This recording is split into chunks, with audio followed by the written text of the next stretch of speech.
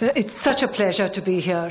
I think, right from the beginning, just the sheer energy that I felt and that was sustained through this entire process, for which I want to congratulate Construction World, ASAP Media, and Falguni when we spoke on the phone. I mean, just the sheer energy that you brought to the conversation about what was happening, and to see that all come alive now.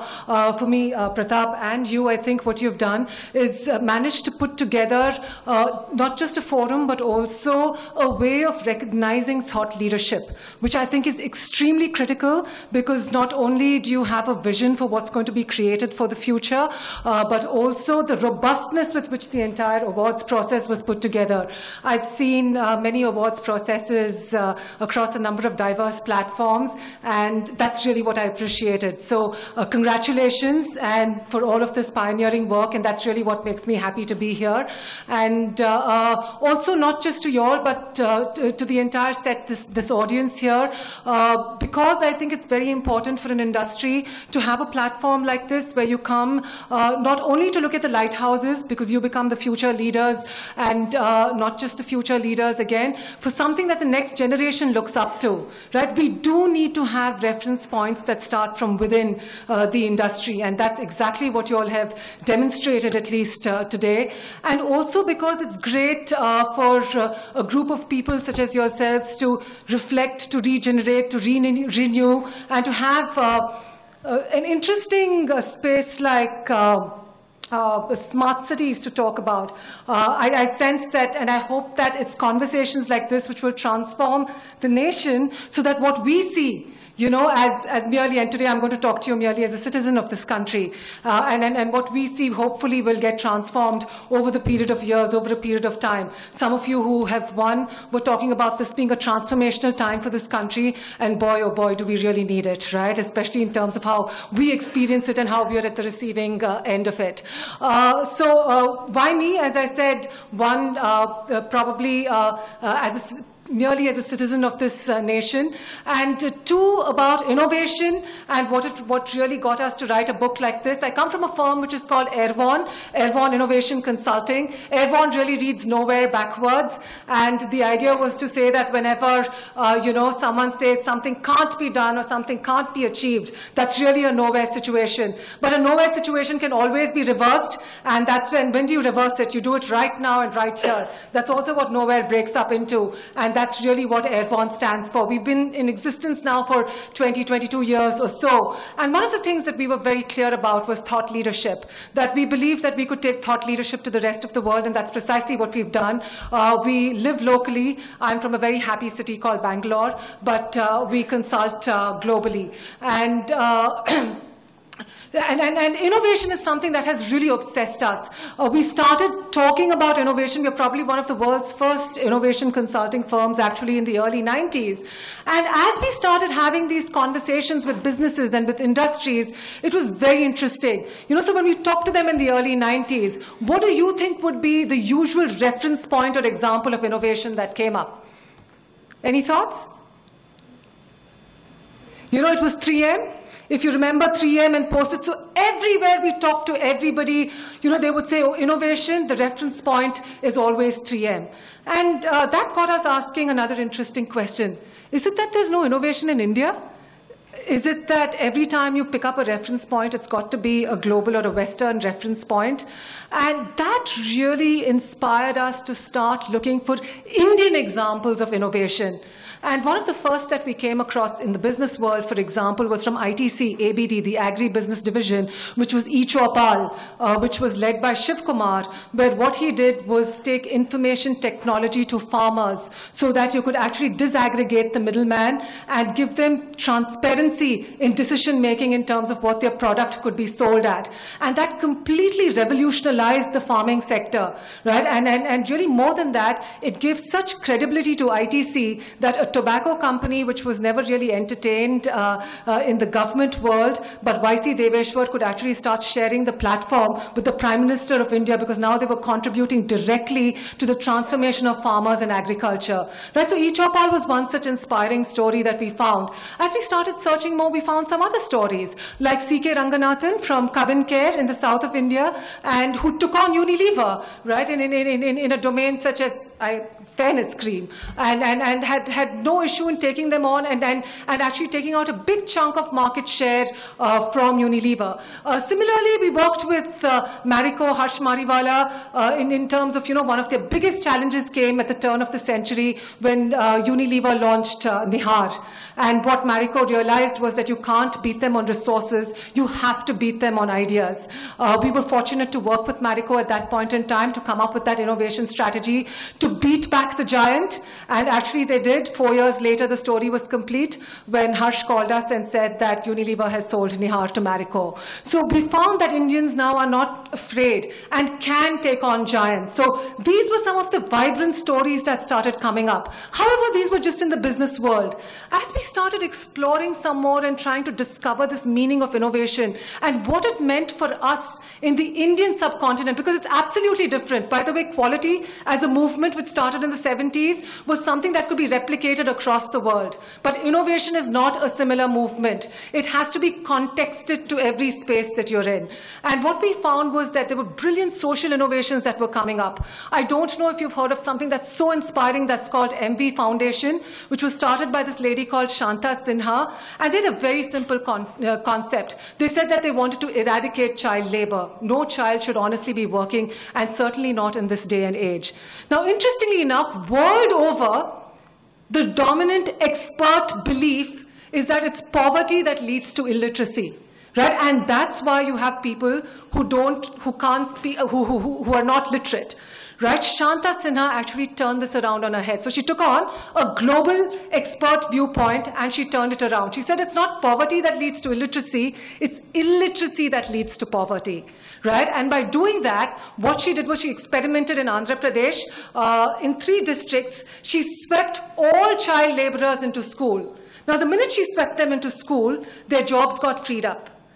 They could be taken by adults. But you can't pay adults what you pay children. You've got to pay them that much more. And therefore, what started happening is family income started going up while the children were also getting educated. Such a brilliant idea in terms of what they've done and how they're working at a grassroots level to transform the organization. But I'm sorry, to transform child labor. But not just them. When we started expanding this lens even wider, we were finding government initiatives which were fairly breakthrough. Mr. Krishna and I were sitting and we were talking about the Gujarat government, the Jyotirgram Yojana, and what they've managed. Every single village in Gujarat has electricity 24/7, right? And that's what Jyotirgram Yojana has managed. And the challenges that they're up against, and again, unfortunately, it's another Gujarat example, but Surat, which was called a plague-ridden city in the early 90s, S.R. Rao, who was the municipal commissioner, took it in 18 months from a plague-ridden city to the second cleanest city in the world. And Arjun, you triggered something when you were talking about ethics, is that the challenges that S.R. Rao was up against. But the kind of challenges that you're up against also throws up the kind of solutions that you take up. One of the very simple things that he talked about, it's a very fascinating case study, and a lot of it is available in the public domain, so I'm sure you can read up, and I'm sure many of you know about it since you work in the space of cities. But for me, one thing that struck me, he decided that he would do all his conversations, because of just the sheer degree of pressure on him in terms of transforming a city, on walkie-talkies. And he'd surround himself with journalists, right? So if any politician or anyone called for a personal favor, he'd say, sir, please talk to me, but you're on a walkie-talkie. Very simple, right? But it ensured that nobody, right, could have an underhand conversation with him, or nobody could pressurize him to do anything. Now, when a challenge like that is placed before you, if someone can transform a city in 18 months, then I don't see why impossible challenges can't be taken up. And really for us, when I paint this picture of all of these stories, one of the things that we've realized is that innovation is not the domain of the elite. That it is either about product, it's about process, or it's about technology. It's gotten restricted to some smart, very, savvy thing that a few people on the top do. It's very sexy to do. But in reality, we've discovered that's not what innovation is about. In fact, it's sexy only in hindsight. Most of the innovators that I've talked to and I've worked with, they'll point either to their gray hair and say, this is the result of what happened. Because when you walk walk into the unknown, the amount of challenges that you have to face is something that we can't even paint or we can't even talk about. So when we had to start defining innovation, you know what we said it was and you know when you say orbit shifting and not necessarily orbit maintaining innovation, for us it became when an innovator meets an area that needs transformation and he has the will and the desire to create history and not follow history. That's when orbit shifting innovation is born. And just another thought or a principle that's been striking us and that we've been talking about is, you know, innovation has also become a great buzzword. People use it very loosely. They talk about it very often. Someone tells me, you know, oh, I found an innovative route to work today. And so almost everything becomes, you know, painted with innovation. But for us, we found for those people who are truly trying to make that transformative impact, which in my mind is what the outcome of innovation is, for them, innovation is merely the means. The end is that transformative impact. That's really what's most important. And therefore, you know, what they're faced with is what we see as the greatest of odds. You know, from the greatest of odds and the greatest of challenges, what they actually create are the greatest of opportunities. And when, you know, we turn back and look at the construction and, you know, the building sector, where more are there the greater of odds? And where are there greater of challenges? And my gosh, where are there greater opportunities? Just before I get back into this, I just wanted to segue into why I think, though innovation is something that is blossoming across this country, is still one needed so much more and so few people take it up. It's because of, you know, when you paint this from greatest of odds to greatest of challenges to greatest of opportunities, I think people see two of these three if you look at the triangle. You know, people see the greatest of odds and they say the famous statement, we are like this only, there's nothing that we can be done. This is too big a problem, I won't take it up. Right? On the other side, you'll see people who say, oh, they're greatest of opportunities, but in that narrow silo, which maybe say compromise as much as I want, as long as I can get what I want.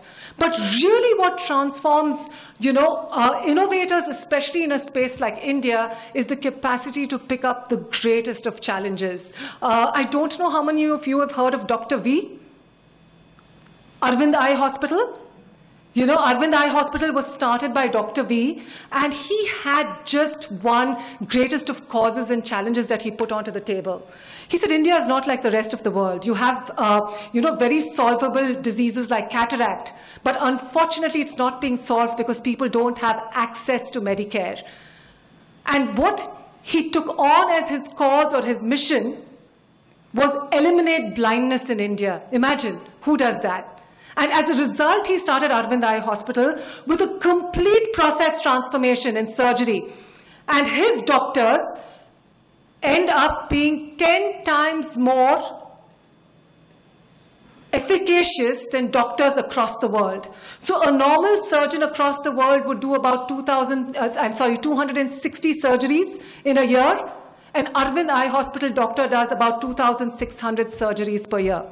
Right? And imagine working on the most sensitive part of the human, you know, one of the most sensitive parts of the human bodies with such high success rate. Do you know how old Dr. V was when he started Arvind Eye Hospital? He was 58 years old after he retired.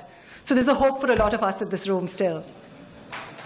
And, you know, so if a man like that, with a vision like that, can pick up the greatest of challenges, when you look back at your sectors, something that Pratap had painted, you know, earlier on, a few years ago, I had done an assignment with the Indian Institute of Human Settlements, and I was talking to Arumar Ravi, and he painted pretty much the same numbers that you had painted, Pratap, but the one that struck me was something that was right at the end, you know, when he said that about 20% of India's population by 2030, which will be delivering on about 47% of our GDP, will be living on 0.3% of India's land. Okay, that's, I mean, that's mind-blowing. I couldn't even comprehend, you know, what that means, that we'll be, you know, jamming so many people into just 0.3%, you know, percent of our land. And also, what he was saying, at least to me, that this is the second largest urbanization in human history. Now, something like this has no precedent. Right? It is a challenge that is waiting to be taken up, that is waiting to be addressed innovatively. And interestingly enough, we cannot address this anymore by replicating the West. right? Yet, as a citizen, when all I look around is I see these tall glass buildings. As we were driving in today, I was just looking at Bombay skyline and I was saying, my God, this could be any city, anywhere. There is nothing unique about it. You know, somewhere along the way, what we are losing is the soul when we are starting to explode in the way that we are. And I remember, if I have to look back in Bangalore, because I'm an old Bangalore girl, and my heart broke when you know, the iconic Victoria Hotel was brought down because it had so much of soul, and we have such an ugly mall in its place. Not that I'm saying that malls don't have a place. I mean, everything has to be renewed, everything has to be brought up to speed. But all I'm saying is there could be an and. You know, we could create both the soul, we could create the Indian idiom in it, and also we can create something that makes it easy for, you know, 20% of this country in 2030 to live in 0.3%. You know, of our land space. And for that, you're going to need a very unique type of city. You're going to need a very unique space in which, you know, Indians operate. Because we operate and we're comfortable with multi-religions. So we're going to have temples, churches, mosques, all in that same space. We're going to have our cows. So we're going to have space for those cows, right? So I wonder how many of us are thinking, not necessarily just at a building level, right, or at a construction level, but are also thinking at this city level, because that's a great challenge, like eliminating blindness, that's waiting for someone to pick up. You know, and at an inspirational level, maybe that's the case, but also at, I think, because there's a greater degree of urgency for it. About 6 to 8 months ago, I was working with a client who had a very interesting question. You know, he said, what defines Indians? And by the way, I've tried this exercise. I've sat many people down, and I've told them I'll give you an hour. Some people were unfortunately trapped in a car with me, so they had no choice but to live through that hour while we were going through, of course, traffic in Delhi. And so I said, what does it mean to be Indian? And nobody was able to answer that question. And interestingly enough, I was at Delhi University talking to a 19-year-old, and a couple of them actually. And so I asked them the same question. I said, you know, what does it mean? And she said something that made me stop and think. She said, yes, India has a lot of freedom. And in India, but freedom is the freedom to rape, the freedom to pee anywhere, the freedom to throw garbage on the road. So what kind of freedom are you talking about? We've got mental freedom, but we haven't got physical freedom. And I could, you know, wear a pair of shorts and travel on the metro and get stripped every second. And that really made me pause to think. And when I came back and spent some time and then started discussing it with a number of people, you know, what struck me was that the India of the 70s and the 80s, you know, was an India where was far more defined. It was also a very closed society. We were part of the licensed Raj. Our economy hadn't opened up. So our parents had very few aspirations for us, right? All they wanted is for us to become a doctor, a lawyer, or an engineer, maybe not a lawyer, an engineer, or we needed to join the government service. And while you, in the early 90s, Michael, you were traveling to exotic locations like China and to India, my father, on the other hand, I just finished a graduate degree in education. He dragged me to the government employment exchange so that I could register myself. I was horrified that I had to do something like that. But that's really the India that at least my parents handed over to me. And I think what our generation managed to do was certainly open up India economically, right? So if you have to look back to see what this generation has done is we've brought economic freedom to India, where everybody believes that there is a space for them to be able to earn dignity through their money and through their living, right? And therefore, if you look at it, you notice it's not roti, kapda or makan anymore, but really it is, you know, what kind of roti, where all can I eat, right? What kind of branded kapda, how many makans, right? And now you add the cars to it, and you add which international school will my child study at. But as a result of that, you know, if all our success indicators are merely economic, we've left something else about which this 19-year-old was talking to me about. And as I started joining dots, something else interesting emerged. There was, you know, very interesting research about Indians and what Indians want. So I needn't have spent that 1 hour with people. But still, to define Indians, I think, is a difficult task. But what Indians want was because, obviously, and what their priorities are, family comes up, career comes up, entertainment and leisure comes up. But do you know how much percentage came up for society? I'd love you to take a guess. 0%. Right? 0% for society, and no wonder then all of these dots were joining. So there's such a space for us to start putting India at the center, for anybody who wants to do it and to create that dream. Again, not because money is not important. It was interesting, once again, I was working with a corporation and I was asking them, because we do a lot of work around what the future ought to be like, what your strategy ought to be like into the future. And as I was sitting with this leadership team, about 100 million USD or so, I was asking them, so what would be your dream? And they said, you know what, we'd like to go from 100 million USD to 200 million USD. Now that sounds like a huge jump and something that's really difficult to do, and all of them were justifying it. So I told them, hold on a moment. Do you remember, whoever were your, ancestors in the organization about 15 years back? Because they would have also had some aspirations and dreams for the organization. They would have also had a number that they wanted to place on the table and wanted to grow. Do you know any of those guys? And they didn't. So do you know what numbers they would have dreamt of? And they didn't know. You see, the issue with numbers is the fact that a number that seems impossible today starts becoming mundane tomorrow. I had a cousin who used to tell me this very interesting thing.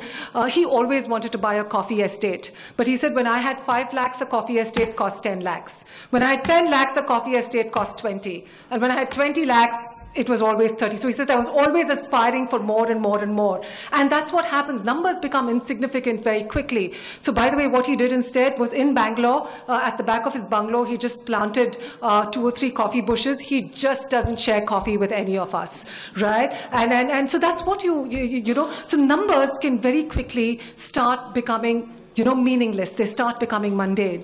So money is important. Money brings us comfort. Right, but an orbit-shifting story, someone who takes on a cause, someone who eliminate blindness, who puts India's challenges at the center, that person stops the world. That person is respected. That person is rejoiced. That person is a person whose story is told, not just yesterday, not just today, and not just for the next 2 or 3 or 4 years, but it's told really for a lifetime. And I do believe the greatest challenges lies in our cities today, that we are looking for orbit shifters like that. And that's really the challenge for us, because if you do that, the fame will come, the money will come, right? But look at the transformation that you will create. It's interesting, isn't it, that people still come today to see the Taj Mahal. Shah Jahan, he built that monument, as an endeavor of love for his wife. But today, we need somebody who will build monuments in our cities as an endeavor of love for India, right? Not just for one single woman. And my hope is,